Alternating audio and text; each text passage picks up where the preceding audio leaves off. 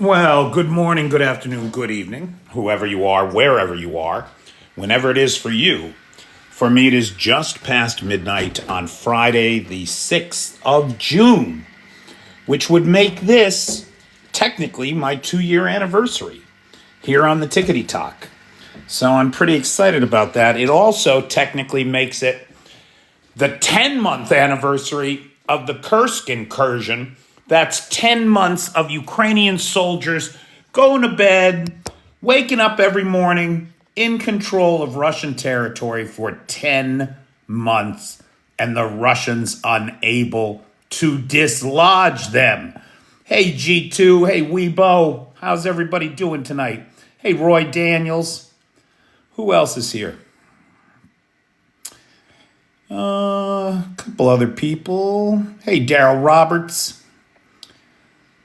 Hey, Hobo. How's everybody doing? Alex, how do you do? Greetings, Holly. Lola K. Lola K, I saw you on PayPal, right? You're one of the sponsors of tonight's live, if I am not mistaken. Hey, Renee Herman. I'm just not sure about the TikTok handle.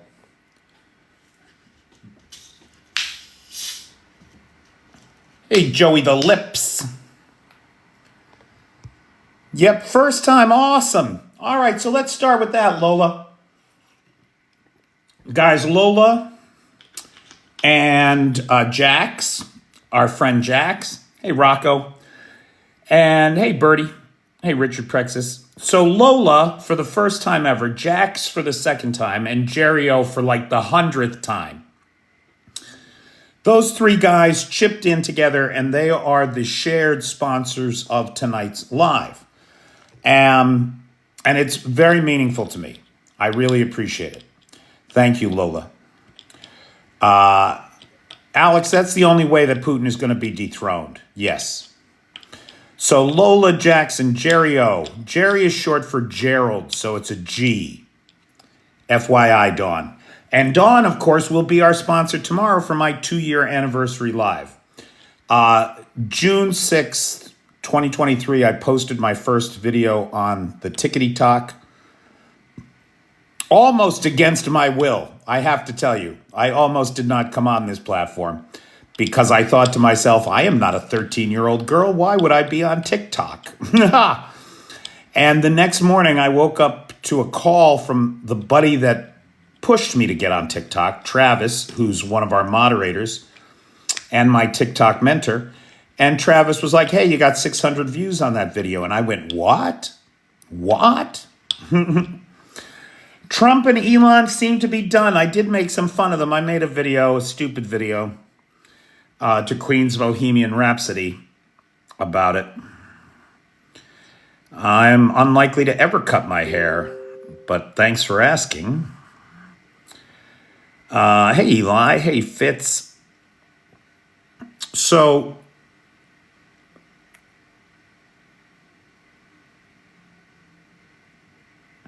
hey, Tycho. So a couple of things, guys. Big thanks to our sponsors of tonight's live, Lola K, Jerry-O, longtime friend and sponsor of the channel, and Jax, second-time sponsor. Thank you very much, guys. Monday is the 9th. That's when the bills are due. And I have usually about $125 in gas, electric, and lights, or gas, electric, and water, and telecom, and about $75 for prescription meds. So we have tomorrow, for the 2-year anniversary, Dawn is sponsoring, and for Monday, Little Red is our sponsor. So if anybody out there can sponsor a live next week, I sure would like to get those 4 days filled so that I can pay the bills on Monday. Thank you for everything. Guys, you know I couldn't do this without you. So I very much appreciate it. All right, last night we saw the Russians send 103 drones at the territory of Ukraine. 74 were taken out, and that's about a 72% interception rate. The Russian losses are due to hit 1 million, give or take, in a week. Just about a week. Probably next Friday, we'll be talking about how the Russians have lost KIA and WIA. 1 million men. We're talking about World War II kind of losses here. It's insanity. And to go back to the question of, will Putin be dethroned by the Russians? Only change and pressure from within Russia is going to lead to a Ukrainian success. Putin's removal, the subsequent power vacuum, the internecine warfare, the secessionist movements inside Russia, all of that can take place once Putin is out of the picture, and is almost certainly going to. Richard, I think I've said before that the question of when will Russia retaliate is a pointless and meaningless question. Every single day for 3 years of this full-scale invasion, 3 years and 4 months now, of this full-scale invasion, the Russians have hit the Ukrainians with everything that they have. It's not a question of retaliation. That's nonsense. And plus, Putin is out of options. Really, the only card he's got left is nukes. And nobody sees that happening. I think it's more likely now than it's ever been. We are in the most dangerous part of this, when Russia is gasping for air. And Russia's gasping for air right now. You know, the most unbelievable thing, and I didn't even think of it, somebody had to point it out to me. And I forget who it was. I think it was Captain Anti-Fascist, who I don't even know who that is, just some rando here on TikTok. But I'm pretty sure it was that dude who said to me, you know, what is this attack on the aviation, the strategic bomber fleet, gonna do to Russian trucking? And it was like a light went on. It's gonna, under the sea, darling, it's better down where it's wetter. Take it from me. Hey, Billy. So, dig it. What this guy asked the question, what's this going to do to Russian trucking? And it was like a light went off. The Russians are freaking out. They've locked down. They are searching every container twice. There are lines of trucks lined up for 20 kilometers in Irkutsk, where the governor has just gone crazy and has basically locked the whole state down. The manpower, the resources that will be taken away on mostly pointless searches, wildly. I mean, if 0.001% of the cargo is of danger, I mean, and you're searching all of it, assuming that it's all dangerous.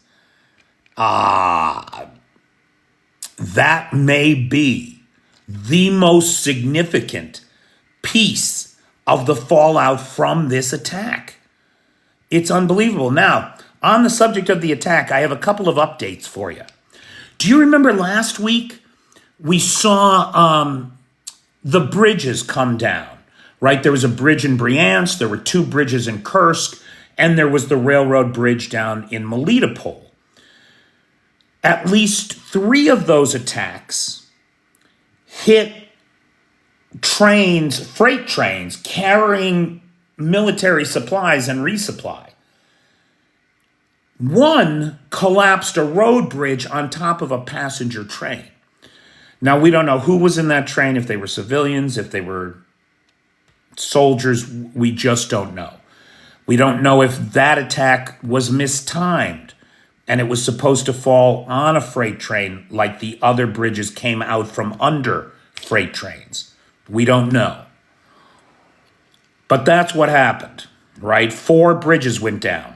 Now think about that. 4 essential resupply routes for Russian military, 3 inside Russia, 1 deep inside occupied territory. What do you think happened?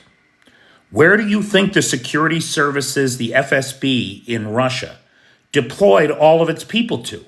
Where do you think all of the energy inside of the Russian security services went in the days before Operation Spiderweb was launched?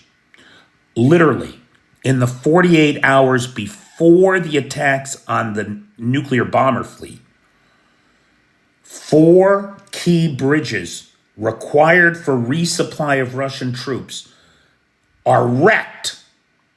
Where do you think the security apparatus of Russia turned its attention to? It turned west to the occupied territories, to Bryansk, Kursk, Belgorod. It wasn't looking where the real attack was coming at all. I am convinced that is not a coincidence. Now, I don't know, right? There is definitely an element of speculation to what I'm saying. But it seems like an awfully big coincidence that major strikes to resupply channels and ground lines of communication happened in the 48 hours before the strategic strike on the Russian heavy bomber fleet. I don't think it's a coincidence, not at all. Now, some new satellite images are out, and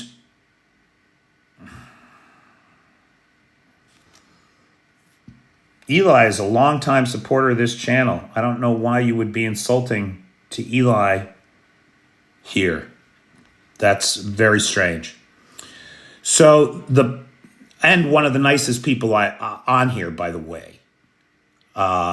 So I've silenced him, Eli. He will not disturb us again. At least not under this handle. He'll have to log in with another account. Now, what did we learn today from the new satellite imagery from Diaghilev and Oleana Air Force Base? Well, in Oleana, it appears that at least 4 Tu-95s are destroyed and 1 is badly damaged. In Belaya, we can add a Tu-160 to the list and another 1 damaged.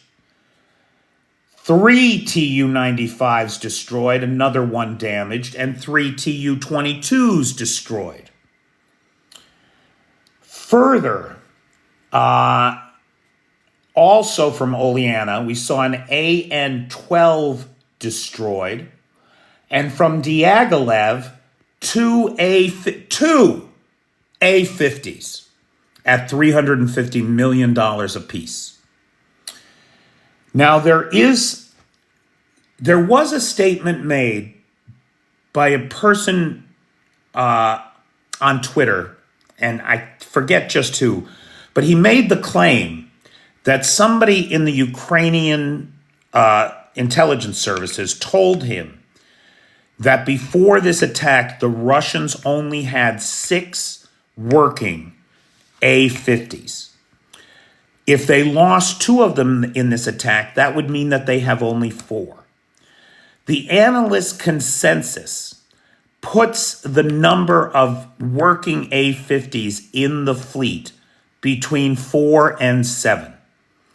They are down to likely between 4 and 7 working A-50s. Which means only half of those can be in the sky at a time, because the other half need to be in for monitoring, maintenance, and servicing, right? How the world is not on its knees praising these gifts that Ukraine has given the world is beyond me. Ukraine solidly kicked one of the 3 legs of the Russian nuclear triad out from under it this weekend. And we should all be grateful, because that makes the world a safer place. Period. End of conversation. Full stop. Now, the question of the damaged ones. in the current situation inside Russia, is damaged as good as destroyed? I mean, it may as well be, given the age of these aircraft, the lack of spare parts, the lack of production, and the need for a separate, dedicated nuclear triad, right? So the bombers that carry the nukes, they don't do bombing runs over Ukraine. They are set to the side and they are dedicated for one purpose: nuclear response in a time of war.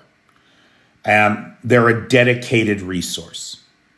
So if we total all these up that we added today from the new satellite images, you're talking about, and if we count the damaged as destroyed for now, as I think the Ukrainians are, you're talking about 9 Tu-95s, 3 Tu-22s, 2 Tu-160s, 2 A-50s, plus an IL-78 at Olena or 76 was destroyed as well.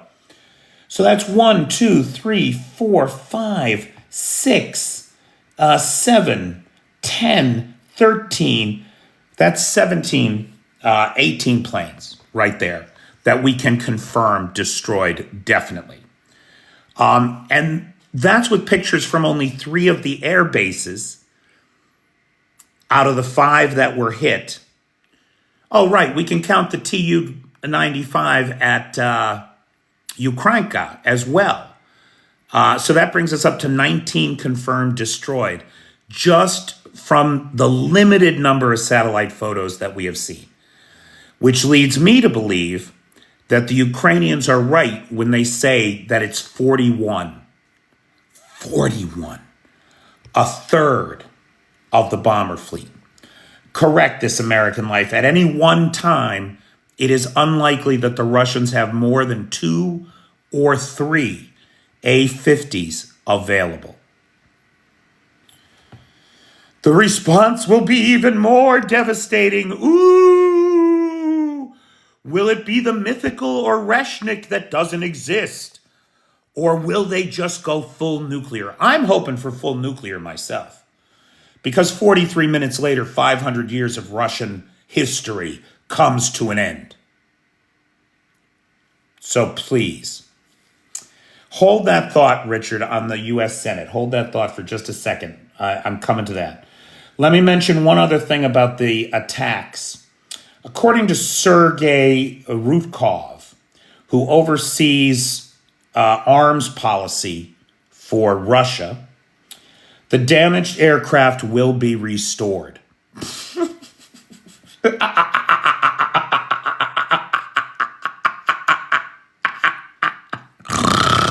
That seems unlikely to me. Now, Ukraine, in another first, this is from reporting in the Wall Street Journal, targeted in Bryansk and struck with HIMARS a concentration of Iskander mobile missile troops and destroyed the first ever Iskander launcher in this war.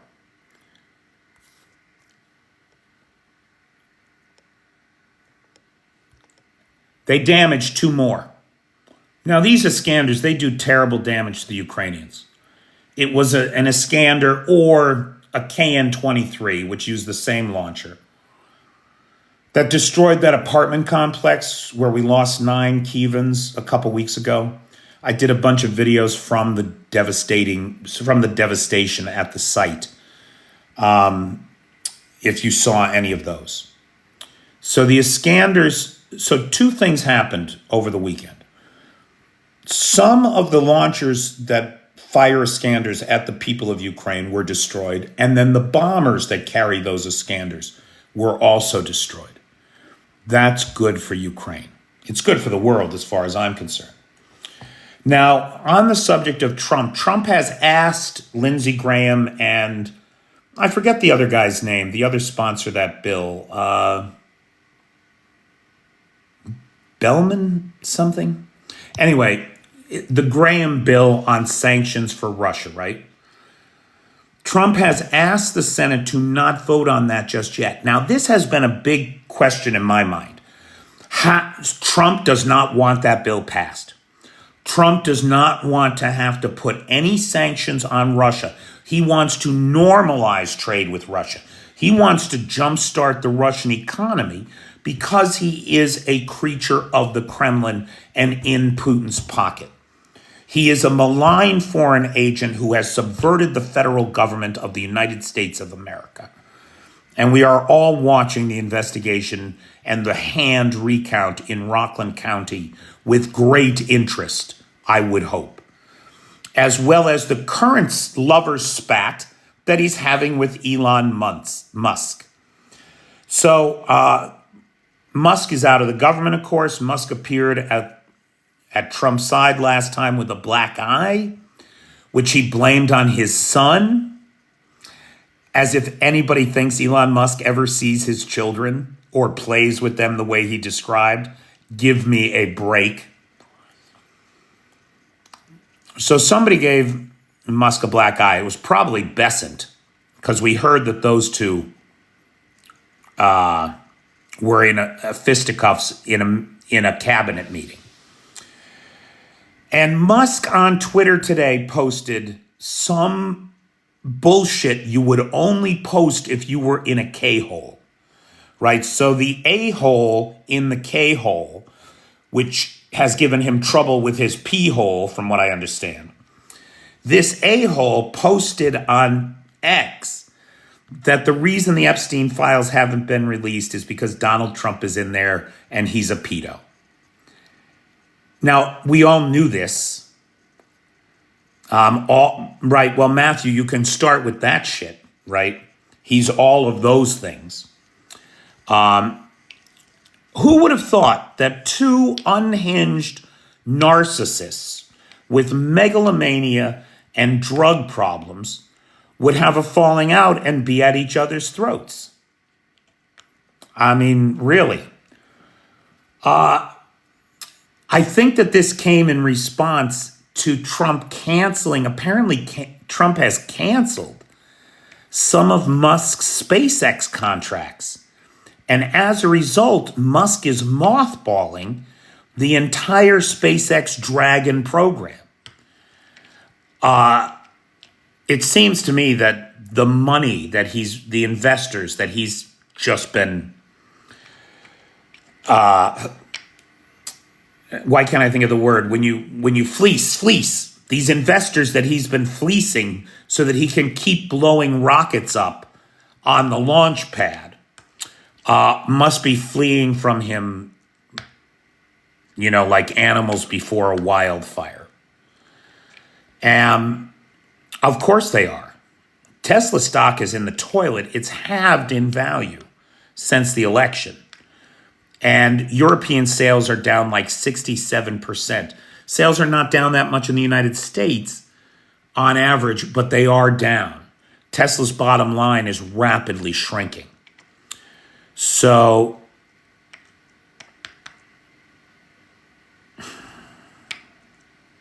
I don't know how having a falling out, I don't know how going on Twitter and calling Donald Trump, who is the most thin-skinned, revenge-oriented narcissist the world may have seen in a long time, how calling him a pedo and saying that he's hiding the evidence of it is in any way going to benefit Elon Musk.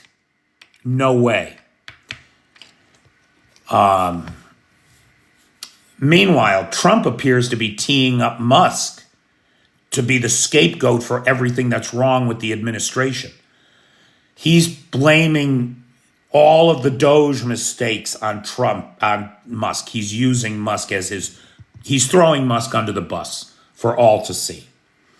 I don't know if I'm the only one using it, but if you're not using the hashtag deport Elon, I encourage you to all start using the hashtag deport Elon. Deport Elon. That son of a bitch, get him out of the United States. Get him in a country where they deal with his type in the most visceral ways. Get him out of the United States. He's no good for anybody. So, Trump and Elon are having their lovers' quarrel that will likely end up in the bankruptcy of the richest person on earth. Who, by the way, I want to point out, the richest person on earth, one of the richest people on earth, has to take drugs to be happy. That should tell you right there everything you know about how money doesn't provide you with any happiness. We derive happiness from deep and rewarding relationships with each other, not the almighty dollar. And that's a lesson that the United States better remember and teach itself and its children again. Now, following his phone call with Putin, a couple of things happened. He asked Lindsey Graham to hold off the vote in the Senate on the sanctions bill. This is important because Mike Johnson just came out in favor of it. And I thought he would use Mike Johnson to stop the bill. With Johnson publicly on the record saying he thinks it's a good idea, Trump won't be able to stop it in the House. So it looks like he's trying to slow it down in the Senate. The last thing that he wants is to pass sanctions against Russia. I guarantee it. What are some of the things Trump has said in relation to the call, the attack, and the bill? So, the deadline for sanctions is in my head. This is seriously the president's response to the most important geopolitical happening of our time. The deadline for sanctions is in my head. It's too bad you couldn't have kept the withdrawal from Afghanistan in your head and not given it to the Taliban, you son of a bitch. If only you'd have done it then. So he says the deadline for sanctions is in my head, will be very tough. Yeah. It could apply to both countries. It looks like that's how he's going to sabotage this sanctions package. He's going to try to get his loyalists in the Congress to include Ukraine in the sanctions. He's going to punish the victim, right? Which, for a rapist, that's the kind of shit you expect from them. Victim blaming and punishing the victim. Well, thanks. I like an octopus. He did say something true recently. He said, I'm friends with no one, not even Putin.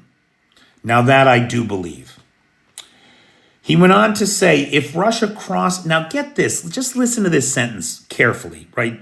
And try to detach yourself. Just listen to the words. If Russia crosses the line, you'll be shocked by how tough the response will be. Now, in my mind, that could mean that if Russia crosses some line that Trump has, he will respond forcefully.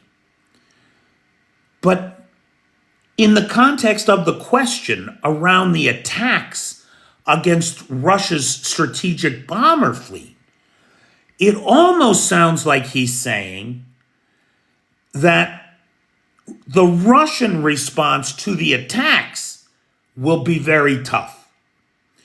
And he's on the subject of the attacks. He went on to say, Russia and Ukraine are like two little kids fighting like crazy in a park, which is so delusional to me.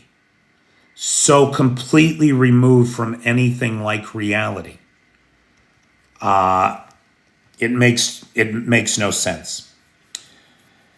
He also said, Putin said, we have no choice but to strike back.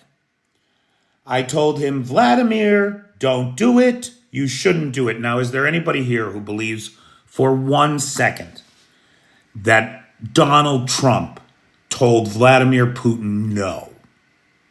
No. He already confessed that he told him, okay, we're not going to get involved, in that truth tweet from right after the phone call, which he later deleted and then later reposted, which was very weird. So, like always, Donald Trump is all over the place. Half of what he says makes no sense. The other half is open to so many varying interpretations that it is pointless to try to make any sense of it. Donald Trump belongs to our enemies, and we have to come to terms with that. Our entire way of life is under threat. We see it in the fact that he is diverting critical drone parts and support from Ukraine that Biden promised Ukraine. He's now diverting it to U.S. forces in the Middle East to deal with the Houthis. So a very disconcerting response from the so-called president of the United States, who loves Elon Musk as much as a straight man can. Ugh.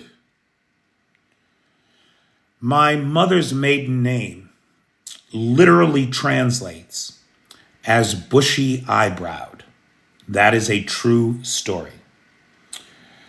Russia hit the historic Kherson administration offices with 4 glide bombs and destroyed it today. That is only one piece of the terror attacks that the Russian Federation carried out in Kherson today.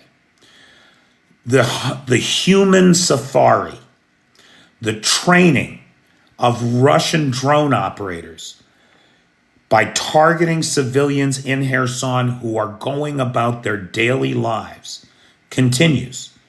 You're in Kherson, you're standing at a bus stop, you could be a victim of a drone. You're a civilian in Kherson, you're on the bus, you could be a victim of a drone.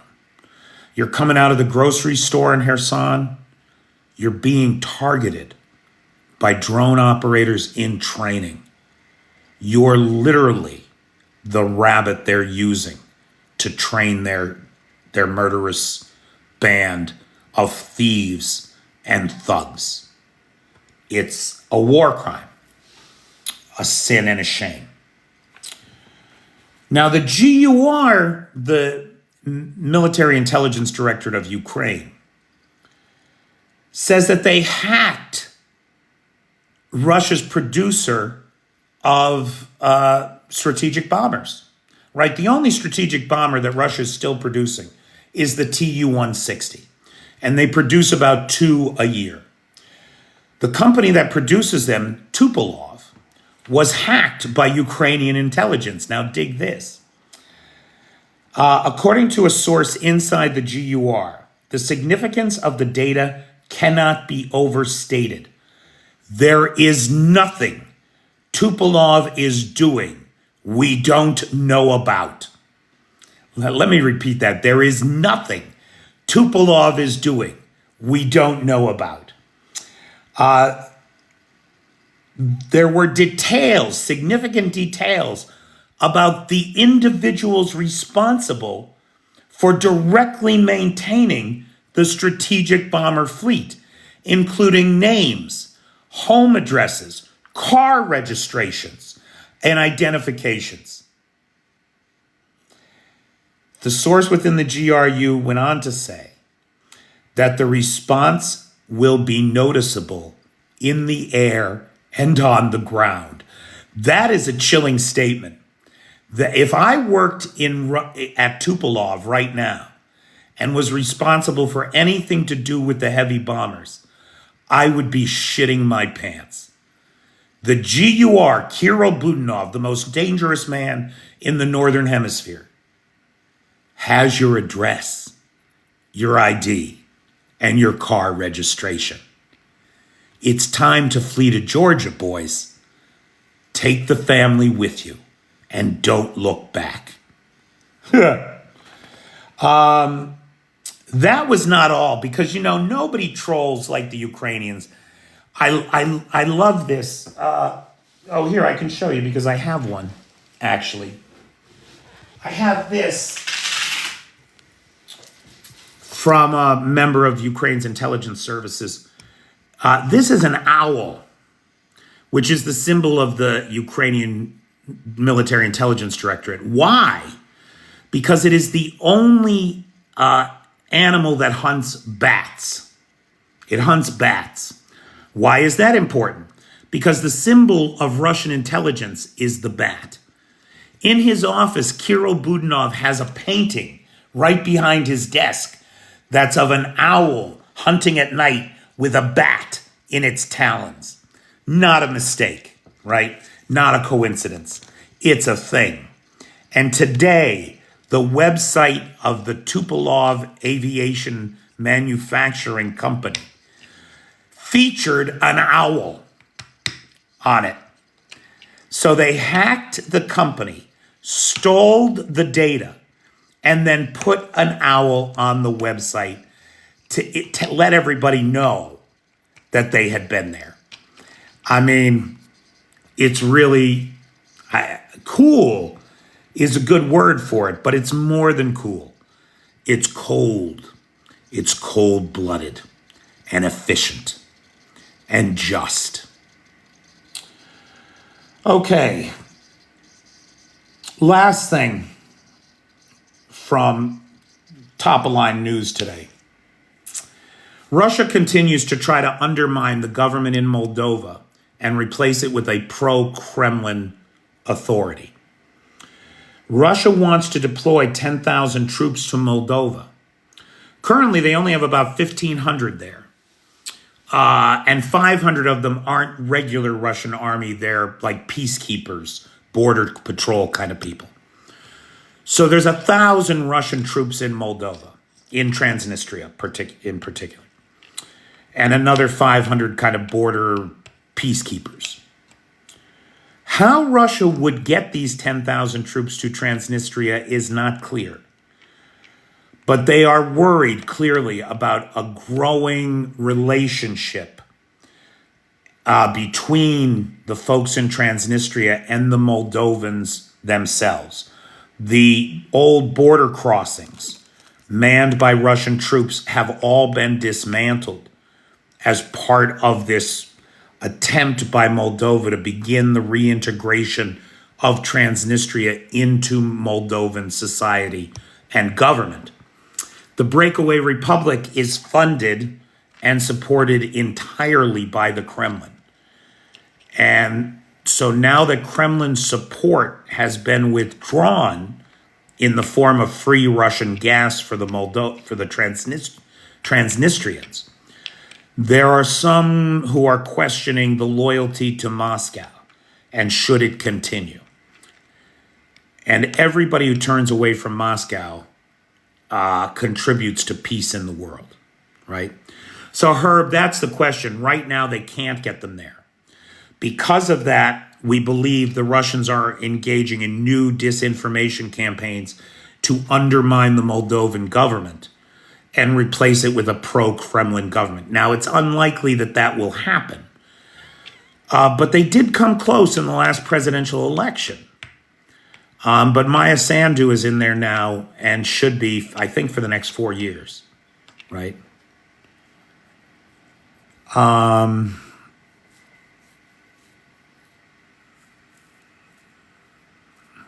They still have to cross through Moldova. And if you send them in out of uniform to get 10,000 troops in, if you sent them in groups of 10, that would be 1,000 groups that would have to move.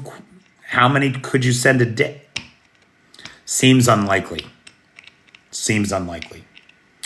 Okay, so that's it for the top line news, guys. We can go to Q&A now. And let me just thank Lola and Jax and Jerio, who are the sponsors of tonight's live. Hey, Renvox. Hey, James Stewart McKenzie, how do you do? I've been trying to recruit drivers for your convoy. Hey, if there's anybody here that's in the UK or in Europe and wants to drive a car from UK to Ukraine, You got to be able to drive standard. You got to be flexible and drive on the left. But Stewart needs some drivers, if I'm not mistaken, still, for the July convoy. So I think there's 200 cars coming. You got to pay the gas. You got to pay the tolls. You got to cover all your expenses. But drive a car to Ukraine as part of this convoy, if you can. I don't have any plans for a special tomorrow, Travis. I was thinking about it all week, but man, it's Thursday already. Like, this week just flew. It just flew. And so I haven't made any arrangements for anything special tomorrow. And I don't know that I'm going to hit a 40,000 by tomorrow. Guys, listen, today, for me, it's June 6th already here. So technically, it's my 2-year anniversary on the Tickety Talk today. Remember, Travis, that first video I posted, you probably don't even remember. You texted me the next morning that it got 600 views, and that blew my mind, man. That blew my mind 2 years ago. Thanks, brother. As everybody, that's Travis, everybody, my TikTok mentor. And one of the best moderators on the Tickety Talk, Jay and Travis. So thank those guys. Thank Lars, who has the Discord server, and Nightshade, who has the Peter's Peeps group. So with the anniversary tomorrow, which again is also the 10-month anniversary of the Kursk incursion, which I think is far more important, I was hoping to hit 40,000 followers. I'm so close. I'm like 270 away. So if you don't follow this channel, please, I encourage you to please do follow the channel. And if you can sponsor a live, the PayPal is in the description. I need live sponsors for next Tuesday through Friday. And with the bills due on Monday, it would be helpful if we could get those lined up for next week.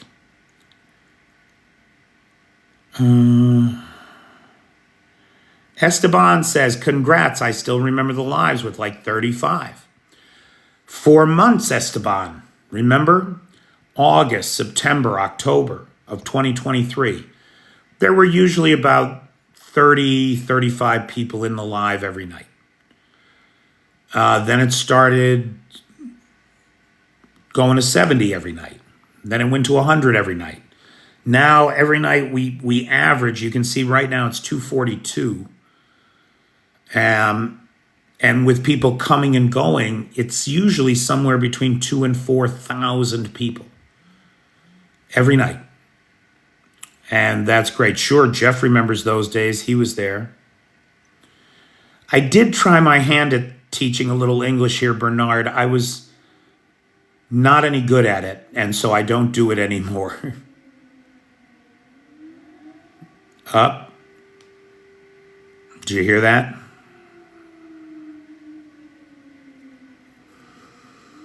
So, yep.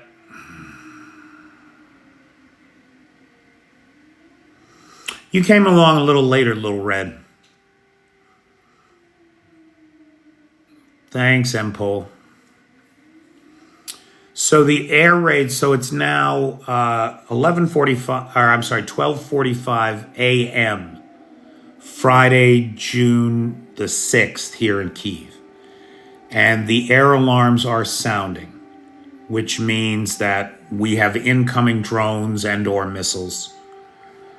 And of course, the big concern that we have is that Russia might just take some of those Oreshniks out and try to hit Kyiv with those. The damage done to the Russians' heavy bomber fleet cannot be understated. Remember, the Russians have been told for 11 years that Ukraine isn't a real country. They don't have a real language or culture. They aren't really people even. They're something less than people. and we will handily destroy them anytime we want. The only reason that they still exist is because of our generosity and mercy. This is what the Russian government, this is the bullshit that the Russian government has been shoveling into the warped, soft eggshells of the minds of the Russian population for 3 years, 11 years, more. And now, not only can they not make progress against the Ukrainians on the battlefield, Ukraine just blew up the Kerch Bridge again and destroyed 1/3 of the strategic heavy bomber fleet. This is a cognitive dissonance that has to be resolved. The Russian culture is like a bunch of sadomasochistic tendencies and arrogance wrapped around white-hot coals of insecurity. And the attack on the bomber fleet is fanning those coals into a flame. The question is, will the arrogance and violence get burned away? Or will it catch fire too and do more damage before the end comes? That's what we don't know.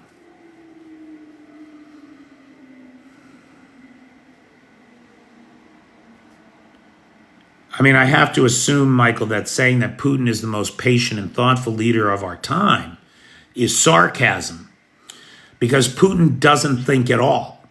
He's a judo guy. Judo guys take advantage of opportunities. They don't have strategies.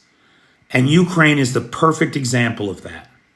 Putin thought he could take advantage of an opportunity, swing in here, overwhelm the country, and own it in 3 weeks. He was wrong, and he had no plan to get out. 3 years later, we see him destroying the Russian economy and people because he had no plan. That's the reality.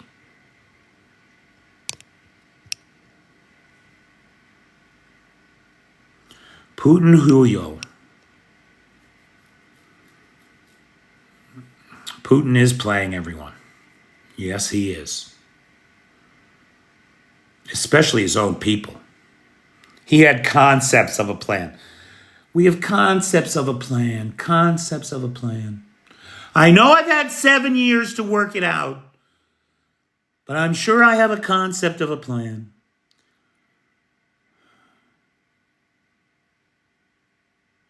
The special military operation continues, and it continues to be illegal to call this a war inside Russia.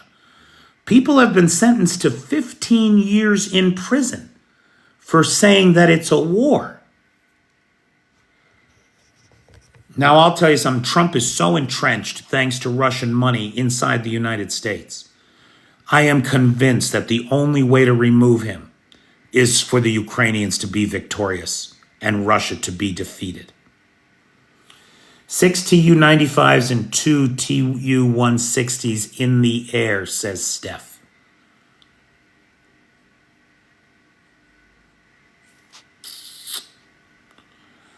Well, it's going to be a loud night, I guess. Now, you can't tell me that Elon pilfered all the databases of the federal government and didn't get a copy of the Epstein files. If he wants it released, it'll be released. Merz is in the White House. So the new German Chancellor, Friedrich Merz, sat down with Donald Trump. And today is today the anniversary of D-Day? I want to say it is, right? Today's of the Normandy landing. Yeah, today's the day of the Normandy landing, isn't it? So Trump says to Putin, "Oh, that was a sad day for your country." What? Mers looked at him and said, no, that was the beginning of the day that my country was liberated from fascism. So the guy is so sympathetic to fascists that he sees the Normandy invasion as the beginning of the end of a fascist regime and assumes that the people from that country think of it as a terrible day too.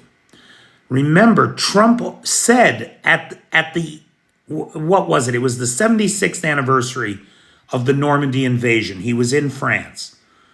And rather than go to the tombs of the American soldiers buried there, he said, he called them all suckers for dying for the United States. They were all suckers. Unreal. Be careful about what? Iskra. Boy, that's a terrible name. Iskra. Iskra. Sounds like a curse in Moldovan. Iskra. Mokalavakwa iskra.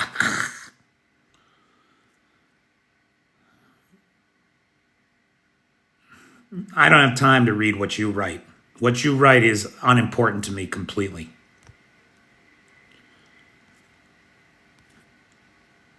How was Bone Spurs supposed to know that? Right, exactly. Rich kids don't have to go to war. That's a problem.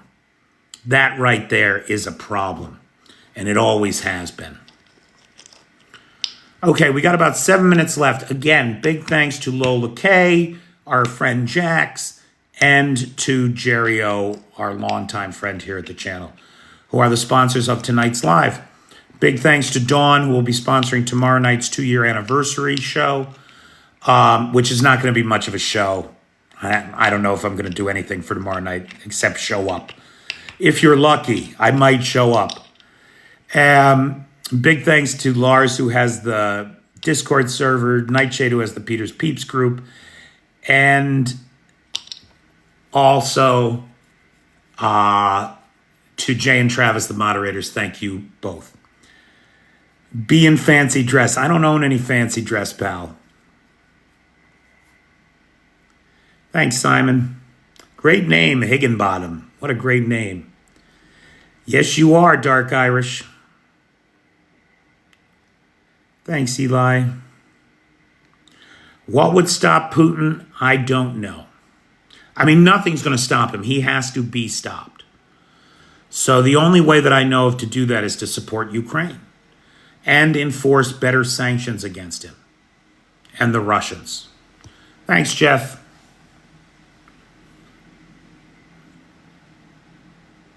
Jeff was one of those 30 people, like when we started out, that was regularly around. It's nice to see that so many of those people still are. Taurus missiles would be nice for tomorrow, that's for sure. Oh, did you hear that? We don't know, George. Nobody really knows. Thanks, TY. Yeah, there was a boom. Maybe I'll stay on for a minute if things are heating up. Everybody says to me, you should go to the shelter, you should run away, whatever. But I think that there is great value in having all of you safe in your homes. In the UK, in the Nordic countries, in the Baltics, in Central Europe, in the United States. There is value in you hearing what we hear every day. It brings it home. Somebody said that the air raid siren was eerie. To me, it's part of the soundtrack of life here. Just like the Shaheds and the missile attacks and everything else. It's just part and parcel of the tapestry, the fabric of life in Ukraine today. And I'm very lucky Don't mistake it. I am very lucky because I live under the best protected airspace in Ukraine. I'm like a mile from the presidential residence and the Duma, or I'm sorry, the parliament, the Rada. So this is the best protected airspace in all of Ukraine. And still, you heard that, right?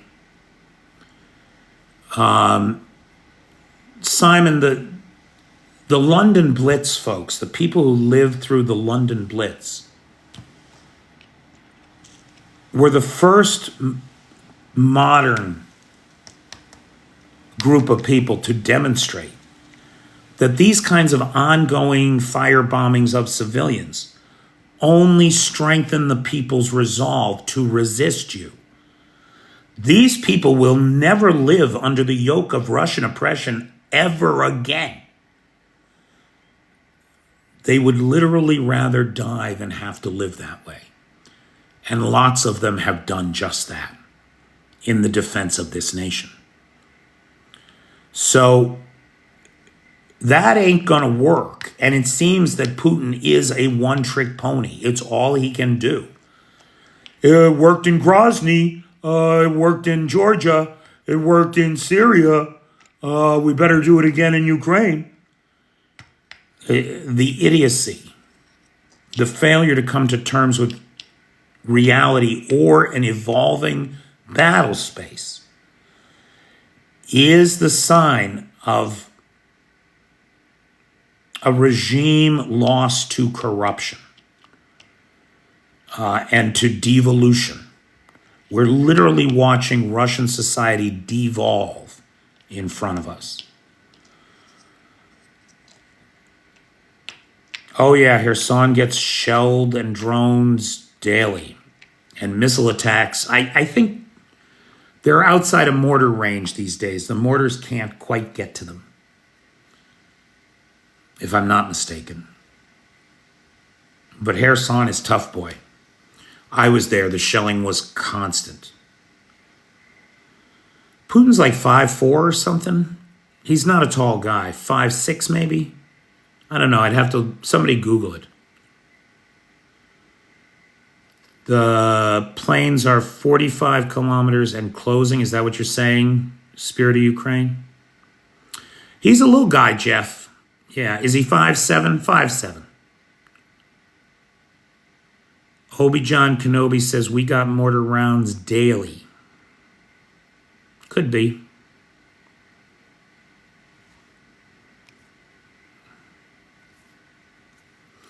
He's got that Napoleon syndrome. Exactly.